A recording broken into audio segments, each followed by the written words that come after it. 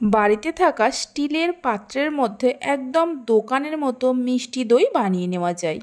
যে কেউ যখন খুশি বানিয়ে নিতে পারবেন, এতটাই সহজ। নমস্কার বন্ধুরা, রূপাস কিচেনে সবাইকে স্বাগতম। তাহলে চলুন দেখে নেওয়া যাক। শুরু থেকে শেষ পর্যন্ত দেখার জন্য আপনাদের কাছে অনুরোধ রইল।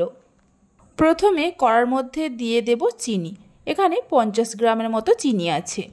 এবার চিনির ক্যারামেল তৈরি করে নেব। হাই ফ্লেমে মিনিট 2-3 রেখে দিলেই দেখবেন চিনিগুলো ধীরে ধীরে গলে ক্যারামেল হতে শুরু করেছে। চিনি যখনই গলতে শুরু করবে, ফ্লেমটা লো টু মিডিয়ামে করে দিতে হবে। দেখুন চিনির ক্যারামেল তৈরি হয়ে গেছে। এর থেকে আর বেশি লাল করব না। এই সময় ফ্লেমটা একদম লোতে করে অল্প করে জল দিয়ে দেব। জল দেওয়ার পর মিডিয়াম ফ্লেমে মিনিট 2-3 জাল দিয়ে নেব। তবে ক্যারামেল খুব বেশি লাল করবেন না, তাহলে তেতো হয়ে যেতে পারে।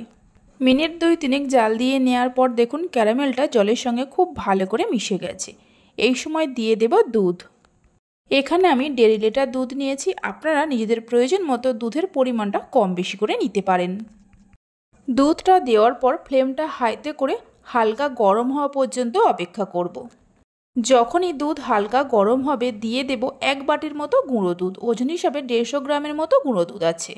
গুঁড়ো দুধটা আপনারা কম বেশি করে নিতে পারেন। গুঁড়ো দুধটা দেওয়ার পর খুব ভালো করে মিশিয়ে নেব, কোনো রকমের দলা না থাকে। 3টে এলাচকে থেতো করে নিয়ে দিয়ে দেব। মিডিয়াম ফ্লেমে কিছুক্ষণ জাল দিয়ে নিয়ে দুধটাকে একটু ঘন করে নেব। দুধ জাল দেওয়ার সময় এইভাবে মাঝে মধ্যে একটু নাড়াচাড়া করে দিতে হবে, তা না হলে তলায় লেগে যেতে পারে। প্রায় 10-12 মিনিট সময় ধরে দুধ জাল দিয়ে নিয়েছিলাম। দেখুন আগের থেকে অনেকটা ঘন হয়ে গেছে। এই সময় দুধের মধ্যে দিয়ে দেব চিনি। এখানে 100 গ্রামের মতো চিনি আছে।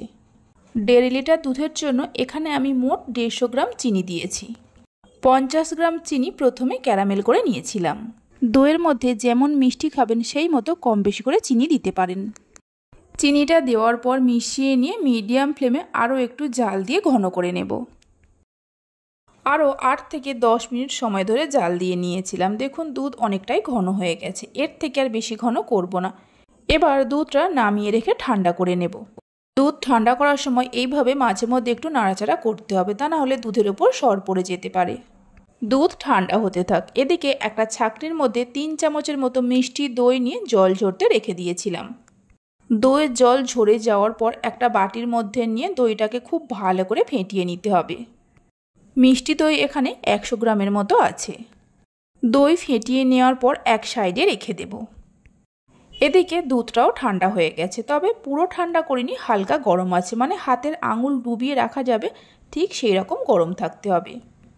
এই সময় দুধের মধ্যে দইটা দিয়ে খুব ভালো করে মিশিয়ে নিতে হবে। একটা জিনিস খেয়াল রাখতে হবে, দুধ খুব বেশি গরম থাকলেও হবে না, আবার একদম ঠান্ডা হলেও হবে না, মানে হালকা গরম থাকতে থাকতেই দইটা দিয়ে ভালো করে মিশিয়ে নিতে হবে। দইটা দুধের সঙ্গে খুব ভালো করে মিশিয়ে নেওয়ার পর যে পাত্রের মধ্যে দইটা বসাবো তার মধ্যে ঢেলে নেব। এখানে আমি একটা স্টিলের ছোট্ট হাঁড়ি নিয়েছি। দুধটা হাঁড়ির মধ্যে ঢেলে দেওয়ার পর অ্যালুমিনিয়ামের ফয়েল দিয়ে ভালো করে ঢেকে দেব। অ্যালুমিনিয়ামের ফয়েল যদি না থাকে তাহলে যে কোনো ঢাকনা দিয়ে ঢেকে দিতে পারেন। এবার এর উপরে মোটা কিছু ঢাকা দিয়ে রেখে দেব 8 থেকে 10 ঘন্টার জন্য। 8 ঘন্টা পর ঢাকা খুলে দেখাচ্ছি। দেখুন দইটা কত সুন্দরভাবে জমেছে। এইভাবে একবার দইটা বানিয়ে দেখতে পারেন। খেতে এত ভালো হয় যে একবার না বানিয়ে খেলে বুঝতে পারবেন না। দেখুন দইটা কত সুন্দরভাবে জমে গেছে। এবার 1 ঘন্টা ফ্রিজে রেখে ঠান্ডা করে নেব। 1 ঘন্টা পর দেখাচ্ছি। 1 ঘন্টা পর দইটা ফ্রিজ থেকে বের করে নিয়ে এসে কেটেও দেখিয়ে দিচ্ছি কত সুন্দর হয়েছে। রেসিপি ভালো লেগে থাকলে অবশ্যই একটা লাইক করবেন, বন্ধুদের সঙ্গে শেয়ার করবেন। ভালো লাগলে চ্যানেলটি সাবস্ক্রাইব করে পাশে থাকা বেল আইকনটি প্রেস করবেন নতুন রেসিপির আপডেট পাওয়ার জন্য। আশা করি দেখে নিশ্চয়ই বুঝতেই পারছেন কত সুন্দর হয়েছে। তাহলে চলুন ভিডিওটা আমি এখানেই শেষ করছি। আপনারা সবাই ভালো থাকবেন, সুস্থ থাকবেন। ধন্যবাদ।